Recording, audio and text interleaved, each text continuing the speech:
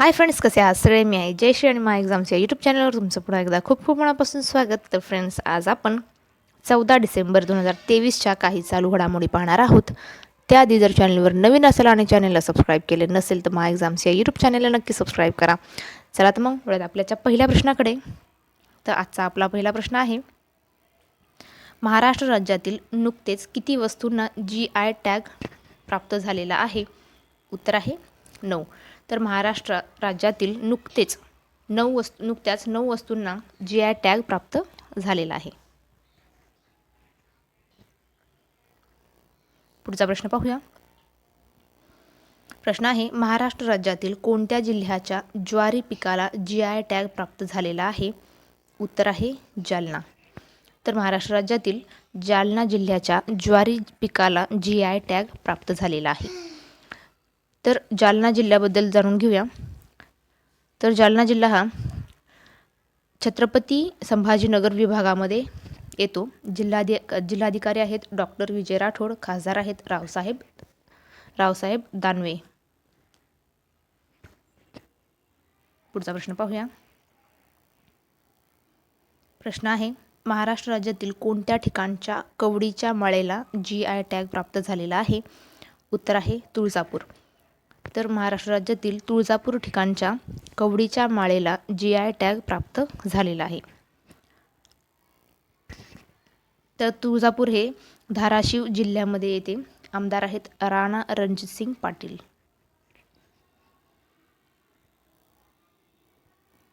पुढचा प्रश्न पाहूया. प्रश्न आहे, महाराष्ट्र राज्यातील बदलापूर व बहाडोलीच्या कोणत्या फळाला भौगोलिक मानांकन प्राप्त झालेले आहे? उत्तर आहे जांभूळ. तर महाराष्ट्र राज्यातील बदलापूर व बहाडोलीच्या जांभूळ फळाला भौगोलिक मानांकन प्राप्त झालेले आहे. पुढचा प्रश्न पाहूया. प्रश्न आहे, कोणत्या पारंपरिक नृत्याचा युनेस्कोच्या अमृत सांस्कृतिक वारशाच्या प्रतिनिधी यादीत समावेश झालेला आहे? उत्तर आहे गरबा. तर गरबा पारंपरिक नृत्याच्या युनेस्कोच्या अमृत सांस्कृतिक वारशाच्या प्रतिनिधी यादीत समावेश झालेला आहे.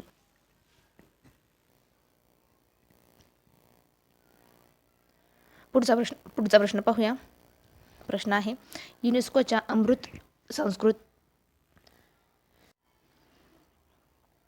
अमृत सांस्कृतिक वारशाच्या प्रतिनिधी यादीत समावेश झालेले गरबा नृत्य हे कितव्या क्रमांकाचा सांस्कृतिक वारसा आहे? उत्तर आहे 15वा.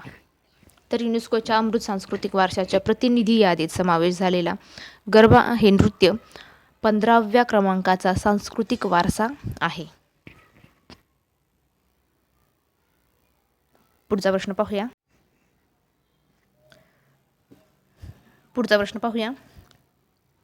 प्रश्न आहे, ॲडव्हर्टायझिंग एजन्सी असोसिएशन ऑफ इंडियाच्या अध्यक्षपदी कोणाची नियुक्ती करण्यात आलेली आहे? उत्तर आहे प्रशांत कुमार यांची. पुढचा प्रश्न पाहूया. प्रश्न आहे, देशातील ई-कॉमर्सला चालना देण्यासाठी कोणत्या कंपनीने केंद्रीय वाणिज्य व उद्योग मंत्रालयाशी करार केलेला आहे? उत्तर आहे ॲमेझॉन. तर देशातील ई-कॉमर्सला चालना देण्यासाठी ॲमेझॉन कंपनीने केंद्रीय वाणिज्य व उद्योग मंत्रालयाशी करार केलेला आहे. पुढचा प्रश्न पाहूया.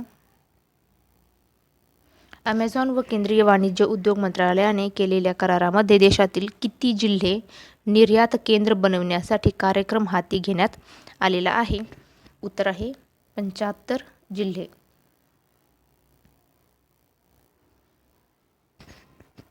पुढचा प्रश्न पाहूया.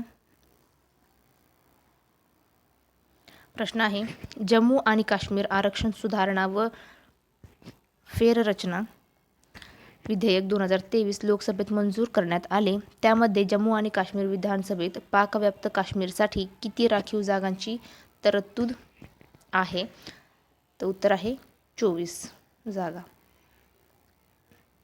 तर जम्मू आणि काश्मीर आरक्षण सुधारणा व फेररचना विधेयक 2023 लोकसभेत मंजूर करण्यात आले.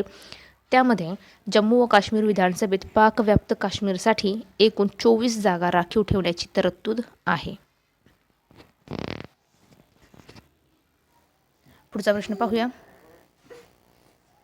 प्रश्न आहे, फोर्ब्सच्या जगातील 100 प्रभावी महिलांच्या यादीत किती भारतीय महिलांना स्थान मिळालेले आहे? उत्तर आहे एकूण 4 महिलांना या फोर्ब्सच्या जगातील 100 प्रभावी महिलांच्या यादीत स्थान मिळालेले आहे. उत्तर आहे 4 महिला. पुढचा प्रश्न पाहूया. फोर्ब्सच्या जगातील 100 प्रभावी महिलांच्या यादीत कोण पहिल्या स्थानावर आहे? उत्तर आहे उर्सुला फॉन डेर लेयन. पुढचा प्रश्न पाहूया. आंतरराष्ट्रीय चित्ता दिन कधी साजरा केला जातो? उत्तर आहे 6 डिसेंबर या दिवशी आंतरराष्ट्रीय चित्ता दिवस म्हणून साजरा केला जातो. पुढचा प्रश्न पाहूया. काँग्रेसच्या केंद्रीय नेतृत्वाने अधिकृतपणे तेलंगणाचे नवे मुख्यमंत्री म्हणून कोणाची घोषणा केलेली आहे? उत्तर आहे रेवंत रेड्डी यांची. तर काँग्रेसच्या केंद्रीय नेतृत्वाने अधिकृतपणे तेलंगणाचे नवे मुख्यमंत्री म्हणून रेवंत रेड्डी यांची घोषणा केलेली आहे.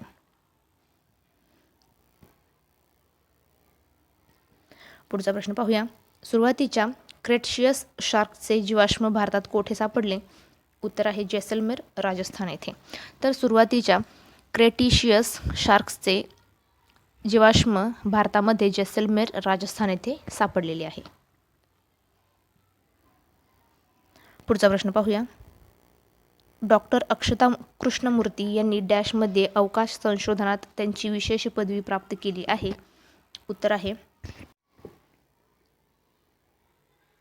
उत्तर आहे मॅसॅच्युसेट्स इन्स्टिट्यूट ऑफ टेक्नॉलॉजी,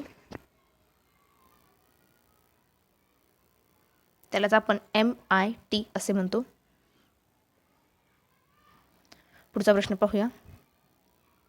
प्रश्न आहे, IBBI मध्ये सामील होण्यापूर्वी जितेश जॉन कोणत्या सरकारी सेवेशी संबंधित होते? तर जितेश जॉन हे भारतीय आर्थिक सेवा म्हणजेच IES या सरकारी सेवेमध्ये सामील होते. तर IBBI या सेवेशी संबंधित होते. पुढचा प्रश्न पाहूया. प्रश्न आहे, राष्ट्राध्यक्ष विल्यम सामोई रुटो यांची भारताची राज्यभेट किती काळ चालली? तर उत्तर आहे 3 दिवस. तर राष्ट्राध्यक्ष विल्यम सामोई रुटो यांची भारताची राज्यभेट ही 3 दिवस चालली.